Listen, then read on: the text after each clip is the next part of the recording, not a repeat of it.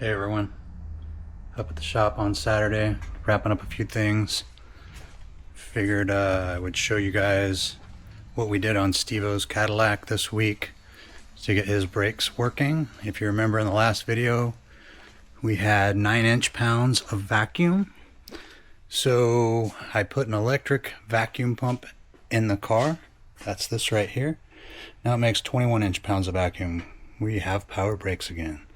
Made a little bracket that goes under it. It's rubber mounted, nice and quiet. It's got a pressure switch over here. Wires run up under the battery, come through here, have a fuse. Relays are tucked in behind here where you can't see them. The hose runs through the firewall here, goes underneath the booster and comes up. It's nice and clean. So Steve-O's car will stop now. Yay. Hope everyone's gonna got some good plans for Labor Day weekend and does some fun shit. We'll see what else we're gonna get into this weekend and try to post it for you guys.